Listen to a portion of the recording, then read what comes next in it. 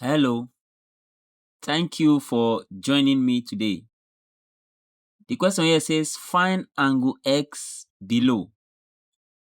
Now, if you look at this figure, you see that we can actually not find angle x directly from this diagram. So it will be wise for us to carry out a small sketch to make one or two lines that can help you or help us solve the problem. So I'd like to draw a radius from here, from the center of the circle to that tangent there, to the circumference of the circle, and also another radius from the center of the circle to this tangent here, which is also at the circumference.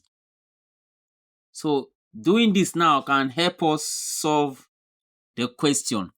But I would like to also let you know that I have two methods that I would like to apply in solving this problem. Two methods. And I'd like you to watch to the very end to see how I'm going to apply the two methods. Now, let me start with method one. I would like to start with the first method and I'll call that method one. And then let me also label the second method as method two. Now we are going to see how to apply the two methods so that it can help us to be vast in circle geometry so that you not have any problem solving any similar question like this. Now, for the first method, I would like you to recall, let's take this as the center of the circle. From the center of this circle to the circumference, this is a radius, and it is meeting a tangent. Don't forget, a tangent is an external line that touches a circle. So this radius here is meeting this tangent. So a radius, the theorem says that once a radius is drawn onto a tangent, that radius is perpendicular to the tangent. Perpendicular means it makes angle 90 with the tangent. So this is 90 degree, this angle. Similarly, this is also a radius of the circle.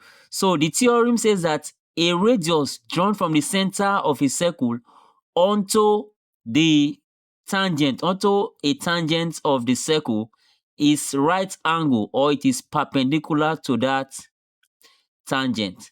So this is 90 degree, this is 90 degree. Now let's label this angle here as angle Y, this one at the center here.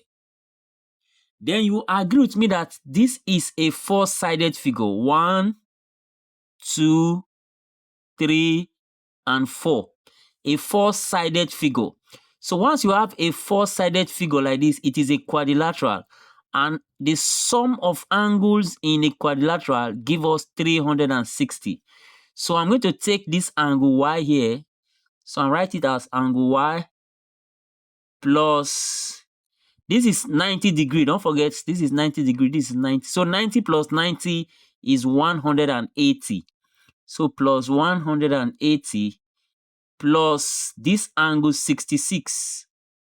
All together sum up to 360 degree, which is sum of angle in a quadrilateral. So the sum of angle in any four-sided figure, when you add up all the four angles, it is going to give you 360. Just like in a triangle, it gives us 180, but in a quadrilateral, it gives us 360. So from there, we can find the value of Y. So I'm going to write Y plus 180 plus 66 will give us 246. And that is equal to 360. Then from there, I can make Y the subject of the formula. So Y will be equal to 360 written first. This plus 246. When it comes to this right hand side, it becomes minus 246. And then that will now give me Y as equal to 360 minus 246 is going to give me 114. 114 degrees. So the value of y here is 114 degrees. But that is not all, because we are actually looking for angle x. So if you look at this now, you see that these two lines move from this point here to this circumference. And then we have another line from here to this circumference, the two of them forming angle x. So from these two ends here of this circumference, you have these two lines coming to form angle x at the circumference of the circle. Similarly, from the same two ends here, we have two lines going to the center of the circle to form this angle y.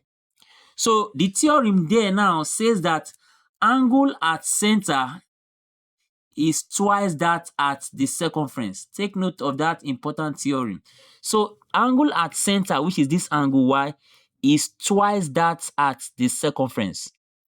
So the one at the center is 114. So twice that at the circumference, which is 2x, because one at the circumference is x. So twice, two times, twice the one at the circumference is equal to the one at the center, which is y, 114. So from there, to get the one at the circumference, we simply divide by 2. So I also divide this side by 2. So this 2 will cancel 2, and then I'm left with x on this side, and is equal to 114 divided by 2 will give me 57 degrees. So the value of angle x, which is this angle, is 57 degrees, and that's the final answer. So this is method 1. So the answer gave us 57 for x. Now let's check out method 2 and see if it will give us the same answer. So in method 2 now, I would like to make another sketch for us to apply method 2. I want to just draw a straight line like this. So the straight line is to move from this tangent to the other tangent like this. So just a straight line is what I'll draw to use this method 2. Now, in using this method 2, I have this as a tangent. Don't forget, this is an external line touching the circumference of a circle, which is a tangent. So this is a tangent, and this is also a tangent. And the two of them meet at a point here. So when you have two tangents like that meeting at a point, the theorem says that the two tangents are equal. So this line is equal to this line. So this line is equal to this line. So that tells us that this triangle is an isosceles triangle. This triangle here, it is an isosceles triangle. Why? Because the two sides here are equal. And for an isosceles triangle, the base angles are equal. So if I call this angle M, which is one of the base angle, this other base angle here will also be angle M, because the two base angles of an isosceles triangle are equal. So now I can come to this method 2 and write M, which is this angle, plus M plus 66. And everything should be equal to 180, because sum of angles in a triangle add up to 180 degrees. So from there, M plus M will give us 2M. 2M plus 66 is equal to 180 degrees. So from there, 2M will be equal to 180, which is on this side. If this plus 66 comes to this side, it becomes minus 66. So that 2M now will be equal to 180 minus 66 will give us 114. Then I can now divide both sides by 2, and then divide this side by 2 as well. So that this 2 will cancel 2, and I'm left with M, which is equal to 114 divided by 2 will give us 57. 57. Now, that means this angle M here is simply 57. So let me just write it as 57 here. So this is 57 now. This angle is 57. Now, don't forget that this line here is a chord of the circle. This is a chord of the circle. So this chord makes this angle 57 with this tangent. Don't forget this chord here makes this angle 57 with this tangent. In the same way, this chord makes an angle X in this triangle. Don't forget, in every triangle, a line makes an angle in the triangle which is the opposite angle to that line. So this line makes this angle in this triangle, just as this line here will make this angle in the triangle, and this line makes this angle here. So a line and its opposite angle, take note of that. So just as this chord makes angle 57 with this tangent, in the same way, this chord will also make angle 57. Angle 57 in the triangle inside the circle. And what theorem is that? That angles in alternate segments are equal. Angles in alternate segments are equal. So if this is 57, this angle here will also be 57.